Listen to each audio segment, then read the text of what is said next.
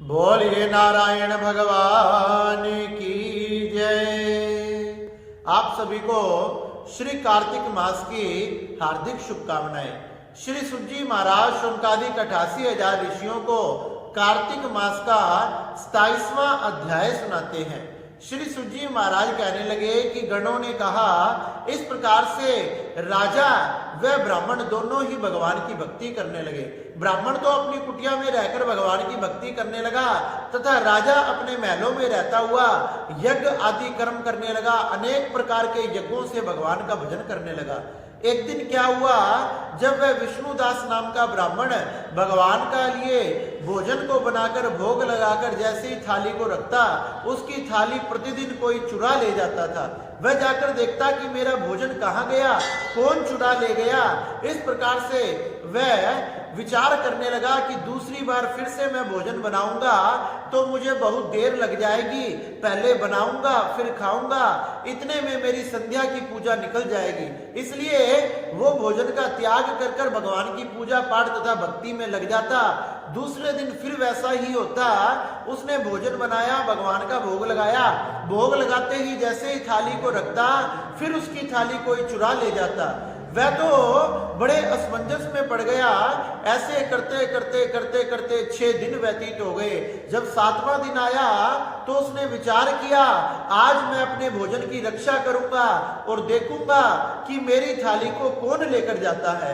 आज वह सुंदर भोजन बनाकर भगवान का भोग लगाकर और भगवान का भोग लगाकर उस थाली को रखकर दूर से छिपकर देखने लगा कि मैं भी तो देखूं मेरे भोजन को, मेरी थाली को प्रतिदिन कौन लेकर जाता है। यही विचार कर कर वह छिपकर देख रहा था। इतने में तो उसने क्या देखा, एक भागा भागा सामने से चंडाल आया और वह चंडाल उस भोजन की थाली को उठाकर भागने लगा। इतने में तो विष्णुदास ब्राह्मण जो छिपा हुआ था उस चंडाल के पीछे पीछे भागने लगा। कहने लगा कि भैया, आप ये रूखा सूखा भोजन कहाँ लेकर जा रहे हैं, थोड़ा घी तो लेकर जाएं। वह चंडाल ब्राह्मण को देखते ही भागने लगा। जैसे ही ब्राह्मण को देखते भागने लगा, उसकी शरीर में इतनी जान नहीं थी, वो एकदम दुर्बल पतला था, उसकी चमड़ी दिखाई दे रही थी। इतने में तो वह भागता भागता थक गया और थक जाने के कारण नीचे गिर पड़ा। ब्राह्मण ने देखा, जैसे ही नीचे गिर पड़ा, ब्राह्मण लपक के उसके पास पहुंच गया, भागकर पहुंच गया तथा अपने कपड़े से ही उसको हवा देने लगा। इतने में तो ब्राह्मण ने क्या देखा, अरे ब्राह्मण के आंखों के सामने तो आश्चर्यचकित हो गया। ब्राह्मण आंखों के सामने 4 हाथ धारण किए हुए पद्म, अनेक प्रकार के शंख वेद आदि धारण किए हुए भगवान नारायण प्रकट हो गए, जिनके गले में कौस्तुभ मणि है, जो अनेक प्रकार के आभूषणों से सुशोभित थे, अनेक प्रकार के रत्नों से सुशोभित थे।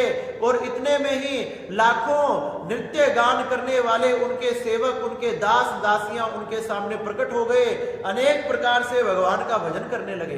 विष्णुदास ब्राह्मण ने क्या देखा कि भगवान नारायण ने विष्णुदास ब्राह्मण को अपने गले से लगा लिया और कहने लगे, मैं तेरी भक्ति से प्रसन्न हूं। अपने गले से लगाकर उसे अपने साथ सुंदर विमान में बिठाकर वैकुंठ धाम की तरफ ले जाने लगे। राजा चोल ने देखा, जो अपने महलों की अटारी पर खड़ा था, कि भगवान नारायण उस ब्राह्मण को बिठाकर अपने साथ वैकुंठ लेकर जा रहे हैं। उसने जाकर अपने आचार्य मुद्गल से कहा कि मैंने जो इतने यज्ञ आदि कर्म किए, दान दक्षिणा आदि की, आभूषण रत्न आदि दान किए और उसका फल मुझे प्राप्त नहीं हुआ। उस ब्राह्मण ने केवल भक्ति करी, उसे भगवान की प्राप्ति हो गई और मेरे इतने कर्म करने के बाद भी मुझे भगवान की प्राप्ति नहीं हुई। इसलिए मैंने इन सब का त्याग कर देना चाहिए और जंगल में जाकर भगवान की भक्ति को करना चाहिए। उसी समय राजा के पुत्र ना होने के कारण राजा ने अपने भांजे को गद्दी पर बिठाया, राजा बनाया और खुद जंगल में भगवान का भजन करने के लिए निकल गया।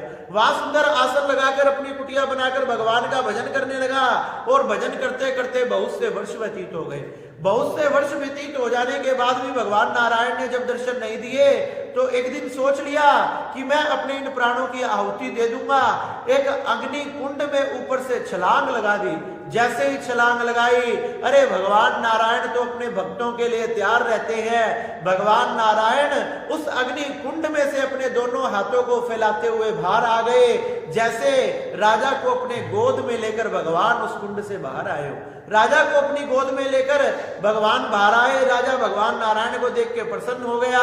भगवान नारायण ने उस राजा को अपने गले से लगा लिया। अरे मैं तेरी भक्ति से, मैं तेरे त्याग से प्रसन्न हूं, और उसे भी अपने साथ सुंदर विमान में बिठाकर बैकुंठ धाम को ले गए। वही राजा तथा वही ब्राह्मण भगवान का द्वारपाल सुशील बना, तथा वही राजा चोल भगवान का द्वारपाल पुण्यशील बना। इस प्रकार से भगवान के दोनों ये द्वारपाल बने तथा भगवान इनकी भक्ति से प्रसन्न हुए।